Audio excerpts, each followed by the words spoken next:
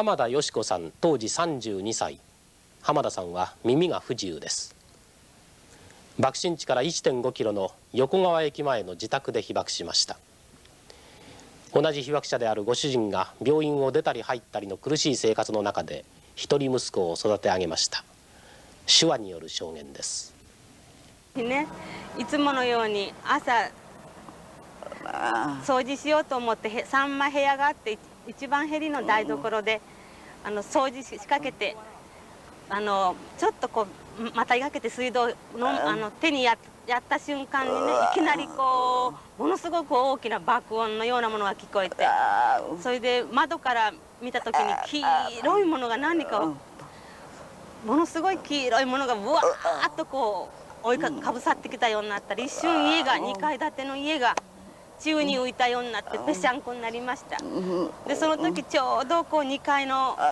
屋根の梁に自分の右手を挟まれて、どうしてもその右手だけをこう外すことができなくて、そのうちだんだんって手が冷たくなってきて、それでもなんとか一生懸命手を外そうと思ったんじゃけど、どうにもならんかったんです。それで自分の昔あった防空壕があったのを思い出して、で自分その防空壕から出ようと思って、板の間外したらちょっとこう防空壕の縁の下に出られたんで、で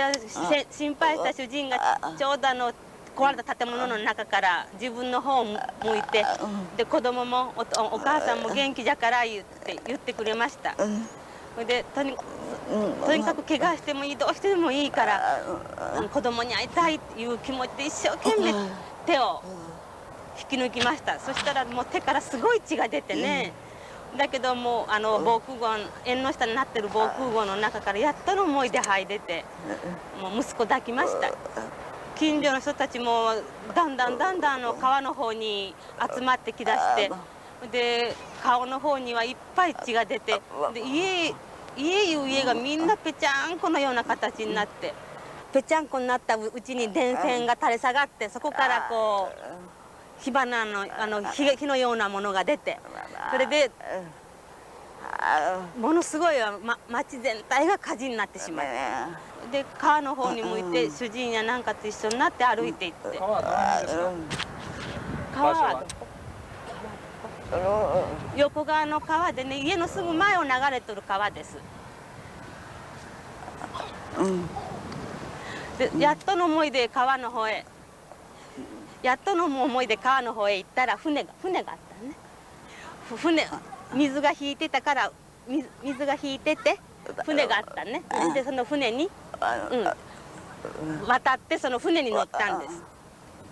水が浅かったからね、船に乗れたんです、川を渡って。でたくさんの人がね、その船をめがけてね、泳いだり歩いたりしてきたんです。で引っ張ってあげよう思うても、途中で船に上がらんうちにね沈んでしまう人もあったしね。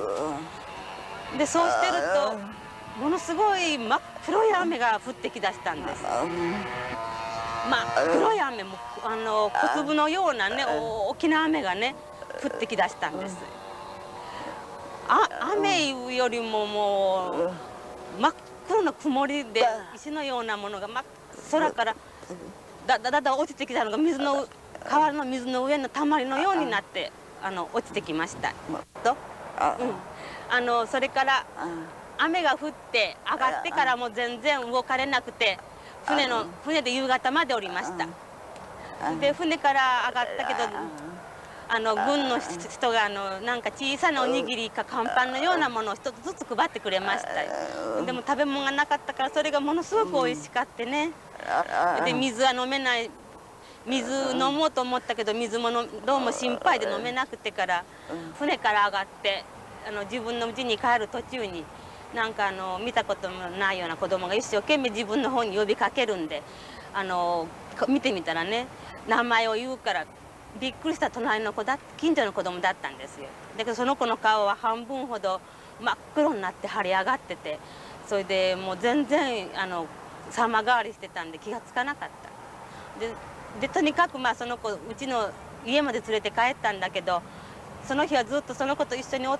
たけど、お母さんたちはその時すぐ亡くなったんかどうか連れに来てくれなかったんですよ。だけどその皮膚が顔に物がちょっと当たったり触ったりしてももう痛がってね。だけど明くる朝になったらその腫れ上がった顔から水割れてからの水のようなものがどんどん流れてくるんだけど、お医者さんいないし何にもないし、どうしてやることもできんかったんですよ。それで市役所のなんか医療班とかみたいなとこがあったんでね、そこへ連れてって見てあげてくださいって、そこまで連れてったんですよ。子供はそこを市役所のなんかね待避所へ置いたね。それから、で自分たちは4人で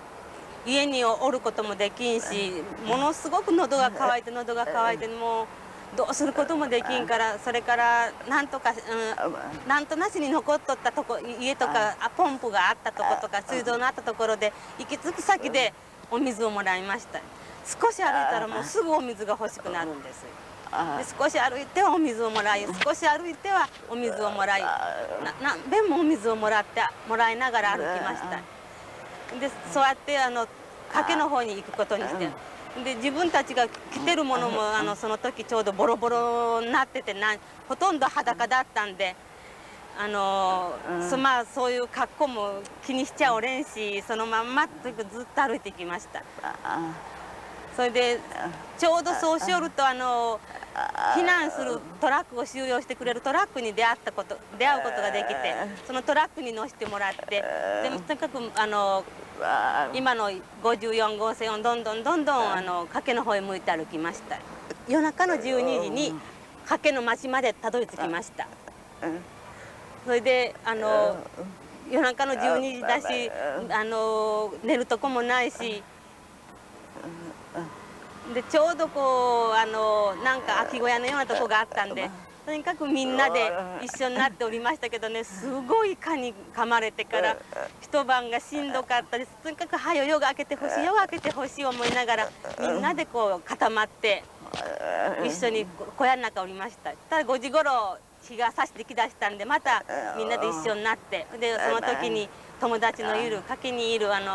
河野さん訪ねて行きました。たらまだ朝5時頃だったんでね、河野さん寝とっちゃって、それでとにかくどんどん叩いて起こして、そしたらもう何日もご飯食べてなかったんで、河野さんのお母さんがねご飯作ってくれちゃって、でご飯食べた時に嬉しかったです。それでもう広島の様子を聞いて知っとっちゃったっけ、死んだんじゃなかろうか思ってもう心配しとっちゃったところに、で河野さんが探しに行くって言われたんで、お母さんが止められとったところへ私らがちょうど行き着いたもんだから、でちょうど私らが行く前に8月7日にね、広島からいろんなものが落ちてきた。はがきとかね、電車の切符とかね、新聞とかいうようなね、なんかこう普段使ってるようなものがね、そのまんまこう空へこう持ち上げられてね、崖の町に落ちてきたような方です。それで河野さんが広島のゴミであることが分かって、で自分たちのことをすごく心配してくれとったところへ、あくる日私たちが行ったんで無事だったいうことをものすごく喜んでくれちゃったんです。だ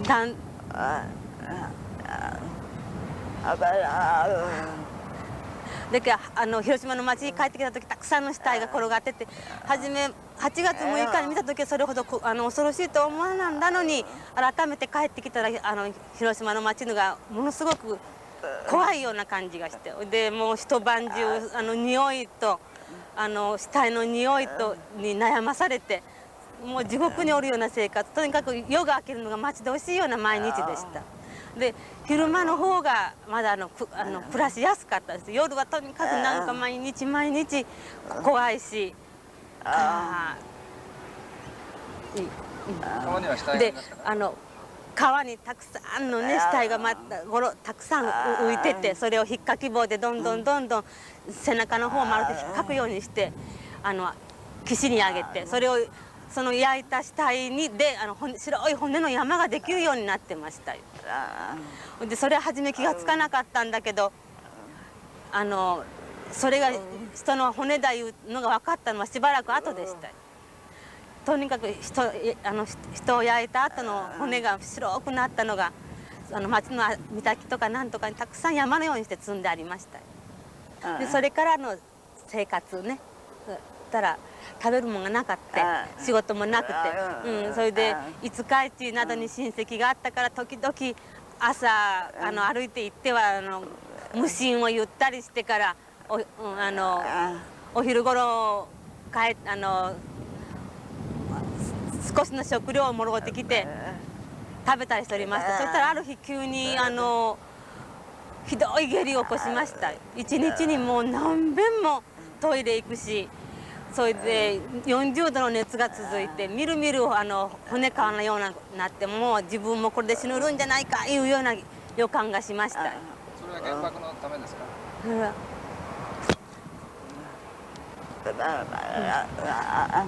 それはもちろん原爆のためだと思いますよ。原爆の時に市内でいろんな水を飲んだりで変なおかしな空気吸ったような気がするから、やっぱり原爆のせいだと思いますよ。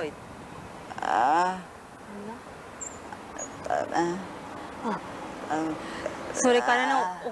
おかしいことがあったんですよ。草がね1日2日経つとみるみる人間の背丈ぐらいに伸びるんですよ。何にもこう餌も何にも肥料やらないのにから庭に生えとった草がみるみる人間ぐらいの背丈ぐらい伸びてしまった。帰ってきてもう焼け跡で何にもないから主人と2人で陸軍病院、三滝にあった陸軍病院から廃材を主人と2人で一生懸命持ってきてリヤカーやなんかで運んで何遍も陸軍病院まで通っては廃材を作り、でバラック建てをとにかくなんとか住めるように材料が足らなんだりしたけど、なんとかとにかく住めるようにいうことだけで家を建てました。だけど夜になると臭くて臭くてとにかく、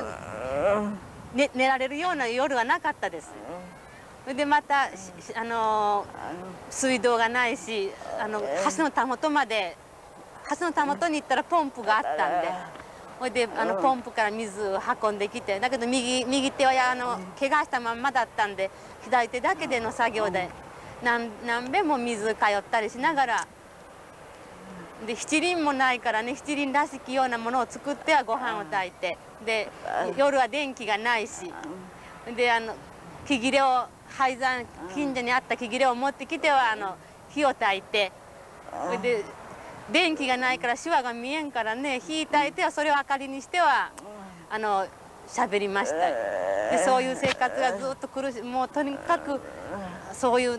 生活を4、5年続けました。だんだん市内に電気がついたり水道がついたりするようになるまで、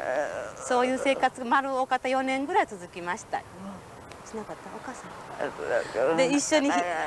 被爆した母はその後何にもなくて元気でいたのに、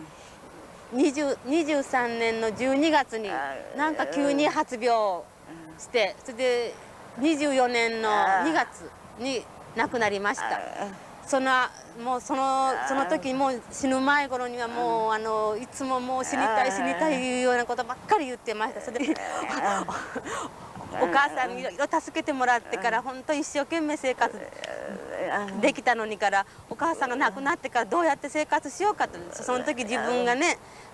耳が聞こえんいうことでどうやって生活しようかいうこと、それを思いました。だけどお母さんがそれだけを心配してたんでね、自分は一生懸命これから頑張って生活するから言って、お母さん安心したようにして死んでいきました。それでご主人の具合はその後どうですか？やっぱりそれからいろんな病気をたくさんしました。でどういうわけかわからないけど手に麻痺が出たりそれでいきなりこうあちらこちらになんていうんですかね、部分的にこう腫れ上がるような病気ができて、それがその部分的に腫れ上がった病気が体中動きもあるんです。でやはり戦前から胸を患ってたのがそのままずっと胸を患ってでまたこう内臓の疾患があってで病院を出たり入ったり出たり入ったりで今は退院して通院してますけど、浜田さんは原爆を憎いと思ってますか？ね、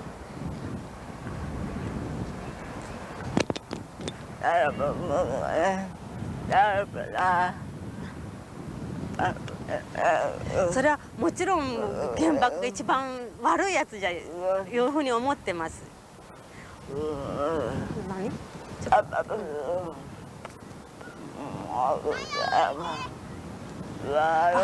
普通の爆弾じゃったらね、あんなにひどくならないのにね、市内一面あれ市内一面何にもなくなるぐらいひどい爆弾が落ちた。それが後からお母さんがそれが原子爆弾じゃと教えてくれました。戦争についてはどう思ってますか、浜田さん？そりゃ戦争なんかない方がいいです。平和の方が大好きです。もういっぺんこういうようなことがあると怖いし、もう思い出しても怖いから嫌です。平和がやっぱり大事です。